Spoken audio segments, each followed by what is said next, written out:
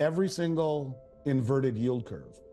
Once it reinverts, once it goes back to normal where you're getting paid more on the longer maturity than on the shorter, every single time since 1950, I don't know how many it's been, 8 or 10 times, uh, it precedes a recession. And in other words, what you're seeing is the high probability of a big recession coming. And the reason I say big recession is because it might have been, I think, the most inverted yield curve in history, massively inverted for a very long time. And when it reinverts, the probability going back to 1950 would be 100% if you look at what it has been in the past. I guess it doesn't mean it's exactly 100%, but a high probability we're heading into a recession. And so when you see the yield curve reinverting, to me, what that basically says is that you have big money who understand the banks. The banks are not lending the money to you and me. The banks are not lending money to you and me to start a business, to buy a property, to do a home equity loan. They would rather take that money and not lend it out into the economy because they don't like what they see coming. And instead, they're loading up on short-term treasuries, which is pushing the yield down. So as the yield goes down in the short-term treasuries, because the big money, the banks would rather put it in there with safety by treasuries than lend it to you and I, is an ominous sign. They are front-running what they see coming.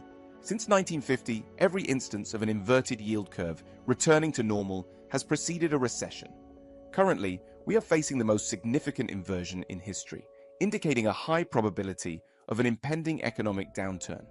Major US banks are prioritizing the safety of short-term treasuries over lending to businesses and consumers, signaling their anticipation of an economic storm. This shift reflects their concern about the current economic landscape and the potential for a severe recession. With banks choosing to place their funds in treasuries rather than riskier loans, the implications for the economy could be severe. Reduced lending may lead to economic stagnation, as businesses struggle to secure financing for growth and consumers find it harder to obtain credit. This move suggests a lack of confidence in the economy's immediate future, highlighting the need for vigilance and preparedness. As we delve deeper into these developments, we explore what this means for the US economy and your financial future. You got the Federal Reserve that has come out and admitted to $1 trillion in paper losses right now, in unrealized losses. You have a situation where the stock market has turned sour on the big seven, and that's a dangerous environment in and of itself, where the market has been lifted by 7 stocks. And here's the interesting thing. You know, right now, if you look at the NASDAQ, which has been hit fairly hard, in just doing a little bit of research on it, you find that there are more industrial stocks right now listed on the NASDAQ than technology stocks. And in fact, even more financial stocks than technology stocks on the NASDAQ. And I found it interesting when we talk about breadth, BREDTH, and how horrible it's been, where, you know, typically when you have just a handful of stocks leading the way, it doesn't portray for good future direction. Typically it's a bad omen, and we're seeing it turn over right now. Will it continue to fall? I don't know. But just so people understand what I mean by breadth, if you had randomly chosen a basket of 30 tech stocks at the beginning of 2022 in the NASDAQ, you'd be down today. And, you know, so almost all of the stocks in the NASDAQ have been in a bear market since late 2022, with the exception of a handful. You look at the Russell 2000, a broader swath of the economy. They represent the broad economy. Almost all of them are down. And so when we talk about the macro picture, look, we have a situation where now you got the Fed talking about lowering rates. What does that mean? We have a yield curve, which has been massively inverted for 2 years. And the inversion of the yield curve is basically, if you said to me, Andy, can you borrow me some gold? Can you borrow me $5,000 worth of gold? And I said, okay, Danny, how long do you need that for? 6 months. All right, I'll charge you 2%. Okay, great. And then you come back to me and say, Andy, can I borrow $5,000 worth of gold and pay you in 10 years?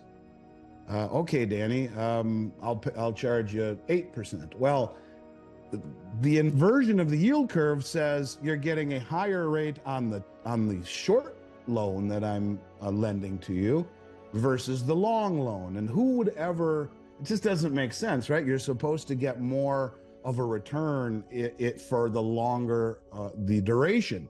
Not only is it the greater likelihood you don't get paid back because of the variables, but the opportunity cost of not having use of that money for a longer period of time. And that's what inverted means. For the last 2 years, you're getting paid more money on a 90-day or a 6-month treasury than you would be on a 10-year treasury. That's a very unusual situation. But going back to 1950, Danny, every single inverted yield curve, once it reinverts, once it goes back to normal where you're getting paid more on the longer maturity than on the shorter, every single time since 1950, I don't know how many it's been, 8 or 10 times, it precedes a recession. And in other words, what you're seeing is the high probability of a big recession coming. And the reason I say big recession is because it might have been, I think, the most inverted yield curve in history, massively inverted for a very long time. And when it reinverts, the probability going back to 1950 would be 100% if you look at what it has been in the past. I guess it doesn't mean it's exactly 100%, but a high probability we're heading into a recession. And so when you see the yield curve reinverting, to me, what that basically says is that you have big money who understand the banks. The banks are not lending the money to you and me. The banks are not lending money to you and me to start a business, to buy a property, to do a home equity loan. They would rather take that money and not lend it out into the economy because they don't like what they see coming. And instead, they're loading up on short-term treasuries, which is pushing the yield down. So as the yield goes down in the short-term treasuries, because the big money, the banks would rather put it in there with safety by treasuries than lend it to you and I, is an ominous sign. They are front-running what they see coming. And so they're anticipating that the Fed will lower yields on the short-term treasuries, which they're going to do. And so when you talk about what this really means, I mean, if it is portraying a recession and the economy starts to slow down and the banks aren't lending and instead are going into treasury short term because they know that things are going to get ugly and they don't want to lend it, and we head into a recession, yeah, I think that you'll see rates go even further down on the short end because it will start to really clog up the economy, really slow down the economy in a big way, create a recession, if not worse. And then you have this urban doom loop that I think people need to understand a little bit more. This urban doom loop, which, you got all of these half-empty buildings, and 70% of the loans are owned by the regional banks, as are 70% of the small business loans. And these banks are these buildings are half empty, and all of the shops and restaurants that have spawned up around these big buildings, these office buildings. Well, you throw into it the lawlessness in the inner cities and all of the immigration problems in the inner cities, and the fact that people aren't in these office buildings. So what happens is the people in the office buildings start to go work from home. The people around the businesses around the offices, well, they start to suffer and start to close. So people start to leave.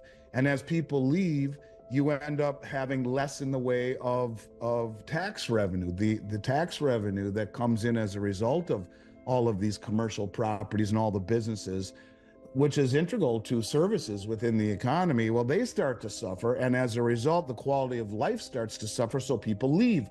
And it's a doom loop. And it's getting worse and worse and worse and worse. And I often talk about the craziest one I've seen so far is the one in St. Louis, the former One AT&T Center, 44-story tall building, third biggest building in St. Louis, and sold for $205 million in 2006. It just sold for $3.7 million. $3.7 million for the fourth tallest building in St. Louis.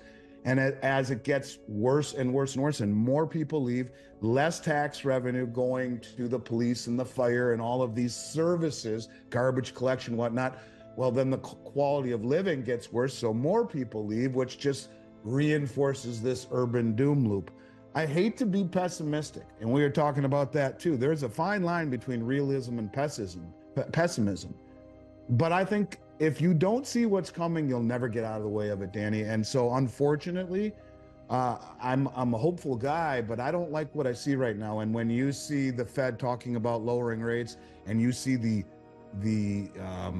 curve re-inverting as a result of the banks not lending money and just piling it into short-term treasuries because they do not like what they see coming. So instead of lending it with risk, they'll put it with the Fed and no risk. Yeah, I would say we're in store for some tough times. And then you throw into it the biggest election in the history of this country, and all the crap that's gone on around it. Yeah, it's time for people to be defensive, in my opinion. It is not about return on your money, it's return of it. And when we start to see cracks in the NASDAQ like we are, in the big seven, which have really been the catalyst for all of the market growth, it's dangerous because people in this country have become addicted to instant gratification, and that's not fast enough. And so you have all these people that have loaded into NVIDIA and into Apple, and what does it mean when they correct, if they do really correct? It's a big problem. So yeah, unfortunately, Danny, my take on the economy is not as rosy as I would like it to be right now.